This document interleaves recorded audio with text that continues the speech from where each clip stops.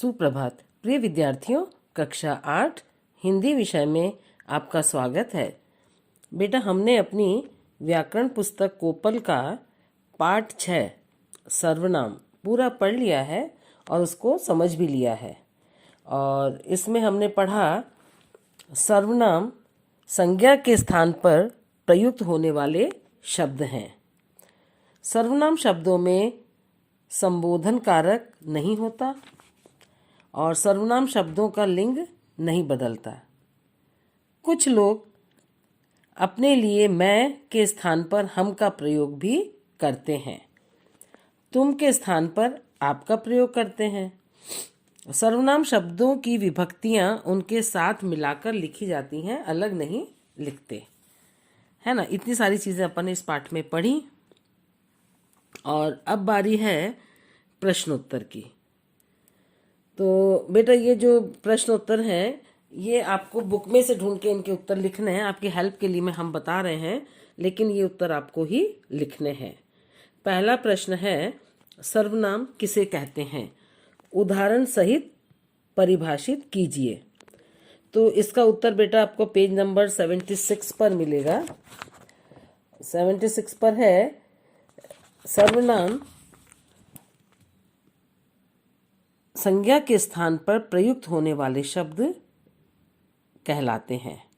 जैसे राम स्कूल जाता है, वह स्कूल बस से जाता है, तो वह शब्द किसके लिए आया? राम के लिए आया, है ना। तो राम संज्ञा है और वह सर्वनाम है। आ गया समझ में? ये चीज आप लिख सकते हैं। प्रश्न 2 है, सर्वनाम के भेद लिखिए तथा प्रत्येक के 2-2 उदाहरण दीजिए।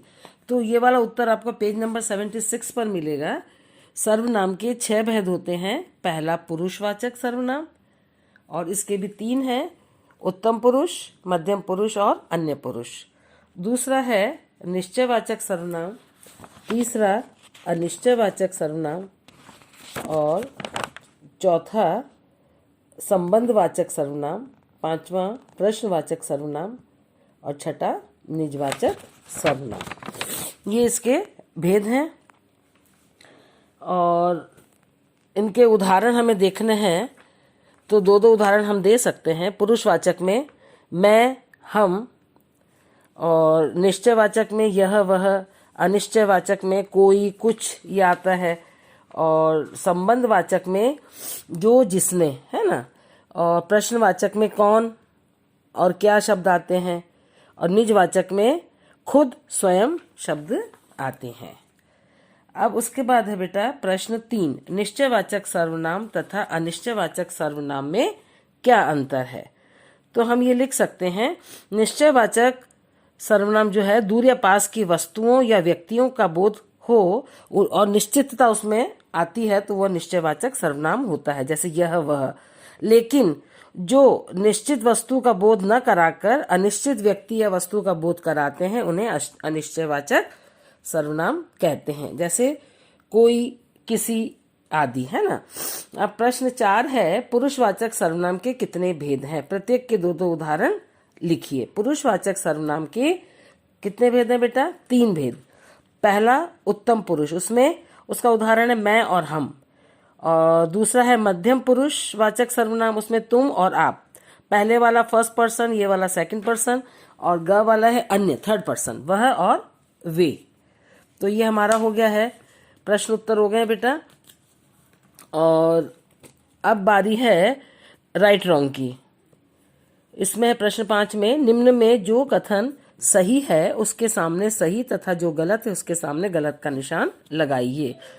पहला है, सर्वनाम शब्दों में लिंग परिवर्तन नहीं होता। सही बात है, तो इस पे अपन राइट लगाएंगे, सही टिक करिए।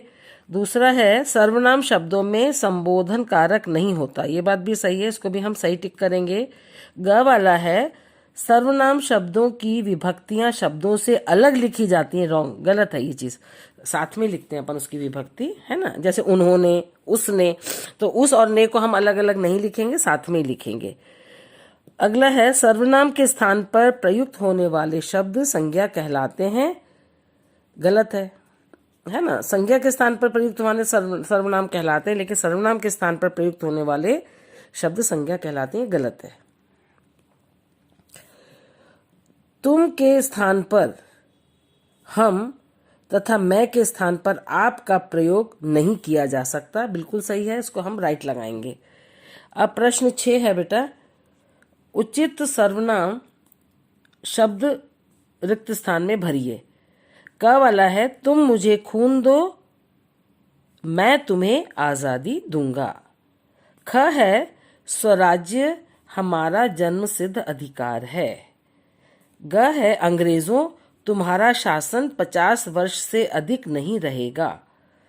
घ है, मुझे आपका विश्वास चाहिए या मुझे तुम्हारा विश्वास चाहिए, कुछ भी हम लिख सकते हैं।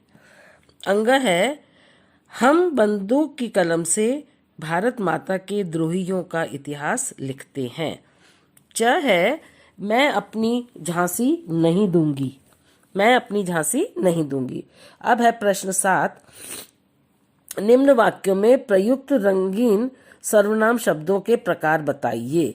आपको कोई याद कर रहा है, कोई में कोई निश्चित तो है नहीं, तो ये अनिश्चयवाचक सर्वनाम हो जाएगा। वह स्वयं यहाँ आएगा, स्वयं खुद के लिए बताया गया तो निजवाचक सर्वनाम हो गया बेटा। और ग है, वह सत्य का पुजारी है, वह अन्य पुरुषवाचक हो जाएगा, थर्ड पर्सन है ना, तो मैं हूं ना तुम हो, तीसरा व्यक्ति है अन्य पुरुष। और च है, हॉस्पिटल वह है, तो निश्चय बता रहा है, दूरी तो बता रहा है, निश्चितता बता रहा है, तो निश्चयवाचक सर्वनाम। तुम जो करोगे वही भरना भी पड़ेगा, तो ये संबंध बता रहा है बेटा, तो ये संबंधवाचक सर्वनाम है। प्रश्न 8 है, निम्न वाक्यों में सर्वनाम प्रयोग संबंधी अशुद्धियों को ठीक करके वाक्यों को पुनः लिखिए। मेरे को बाहर जाना है, मुझको बाहर जाना है। दूसरा है, बाहर कुछ खड़ा है, गलत है ये ना, बाहर कोई खड़ा है। ग है, हम हमारा काम करेंगे, हम अपना काम करेंगे। घ है, मेरे से जो हो सकेगा मैं करूंगा, मुझसे जो हो सकेगा मैं करूंगा। अंग वाला है, वह ने तुमको नहीं देखा, तो क्या आएगा बेटा, उसने तुमको नहीं देखा। च है, मैंने पत्र लिखना है, मुझे पत्र लिखना है। ये आपका हो गया है। अब प्रश्न 9 है, सही विकल्प चुनकर उत्तर लिखिए। क वाला है, संज्ञा के स्थान पर प्रयुक्त होने वाले शब्द हैं सर्वनाम, विशेषण, क्रिया विशेषण, कारक। सर्वनाम सही है, सर्वनाम पर टिक करिए बेटा नंबर 1 पे।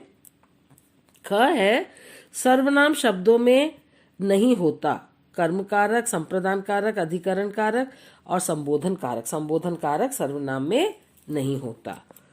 ग है, सर्वनाम शब्दों का नहीं बदलता, क्या नहीं बदलता, लिंग नहीं बदलता, है ना, तो लिंग पर आप टिक करेंगे नंबर 3 पर। और घ है, सर्वनाम शब्दों की विभक्तियां, तो पहले वाला इसका सही है बेटा, उनके साथ मिलाकर लिखी जाती है ना, बिल्कुल सही बात है। सर्वनाम की जो विभक्ति उसने, जैसे अपन ने देखा उनके, तो उन और के अलग अलग नहीं लिखेंगे, हम साथ में ही लिखेंगे। अंग वाला है अंतिम, सर्वनाम के भेद हैं कितने बेटा, सर्वनाम के 6 भेद हैं, तो नंबर 2 पर हम टिक करेंगे। तो आज की कक्षा हमारी यहीं समाप्त होती है। यह पाठ हमारा पूरा हो गया है, इसकी एक्सरसाइज भी हमने कर ली है और समझ ली है। अब आपका गृह कार्य है, ये पुस्तक अभ्यास जो है इसका कार्य आप पूरा करेंगे और याद भी करेंगे। धन्यवाद।